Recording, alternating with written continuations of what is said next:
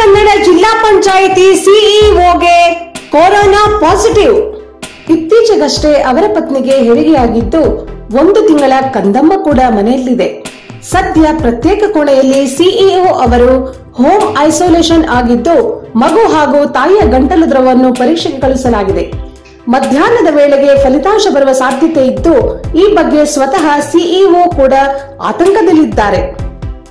ನನ್ನ ವರದಿಯಲ್ಲಿ ಪಾಸಿಟಿವ್ ಬಂದಿದ್ದು ಲಕ್ಷಣ ಕಾಣಿಸಿಕೊಂಡ ದಿನದಿಂದ ಹೋಮ್ ಕ್ವಾರಂಟೈನ್ ನಲ್ಲಿದ್ದೇನೆ. ಆದರೂ ನನ್ನನ್ನು ಕಳೆದ 3 ದಿನಗಳಲ್ಲಿ ಯಾರಾದರೂ ಸಂಪರ್ಕಿಸಿದ್ದರೆ ದಯವಿಟ್ಟು ಸಮೀಪದ ಆಸ್ಪತ್ರೆಗಳಿಗೆ ಭೇಟಿ ನೀಡಿ ಪರೀಕ್ಷಿಸಿಕೊಳ್ಳಿ ಎಂದು ಅವರು ಮನವಿ ಮಾಡಿಕೊಂಡಿದ್ದಾರೆ. ಇಲ್ಲಿನ ಜಿಲ್ಲಾ ಪಂಚಾಯಿತಿ ಮುಖ್ಯ ಕಾರ್ಯನಿರ್ವಾಹಕ ಅಧಿಕಾರಿ ಮೊಹಮ್ಮದ್ ರೋಷನ್ ಅವರಿಗೆ ಕೋವಿಡ್ ಸೋಂಕು ತಗುಲಿರುವುದಾಗಿ ನಿನ್ನೆ ತಡರಾತ್ರಿ ವರದಿ ಬಂದಿದೆ. ಸೋಂಕಿನ ಲಕ್ಷಣ ಕಾರಣ ಕಾರವಾರ ವೈದ್ಯಕೀಯ ವಿಜ್ಞಾನಗಳ ಸಂಸ್ಥೆಯ ಕ್ರೀಮ್ಸ್ ಪ್ರಯೋಗಾಲಯಕ್ಕೆ ಗಂಟಲು ದ್ರವ ಪರೀಕ್ಷೆಗೆ ಕಳುಹಿಸಿದ್ದರು. ಈ ವೇಳೆ ಪರೀಕ್ಷೆಯಲ್ಲಿ ಸೋಂಕು ತಗುಲಿರುವುದು ದೃಢಪಟ್ಟಿದೆ.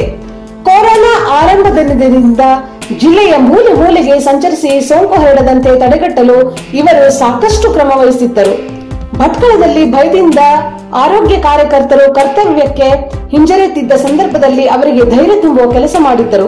ಕಾರವಾರದಲ್ಲಿ ಕೋವಿಡ್ ವಾರ್ಡ್ಗಳ ಸ್ಥಾಪನೆಯಿಂದ ಹಿಡಿದು ಸೋಂಕಿತರ ಯೋಗಕ್ಷೇಮ ವಿಚಾರಿಸಿಕೊಳ್ಳುವ ಕಾರ್ಯವನ್ನು ಬಹಳ ಮುತುವರ್ಜಿಯಿಂದ ಇವರು ಮಾಡಿದ್ದರು.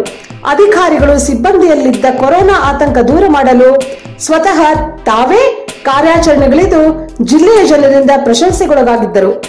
ಗ್ರಾಮ ಮಟ್ಟದಲ್ಲಿ ಟಾಸ್ಕ್ ಫೋರ್ಸ್ ರಚನೆ ಸೇರಿದಂತೆ ಒಟ್ಟಾರೆ ಕೊರೋನಾ ಸಂದರ್ಭದಲ್ಲಿ ಅತ್ಯಂತ ಉತ್ತಮವಾಗಿ ಕಾರ್ಯನಿರ್ವಹಿಸಿ ಮೇಲಧಿಕಾರಿಗಳಿಂದ ಇವರಿಗೆ ಶ್ಲಾಘನೆ ಬಂದಿದೆ.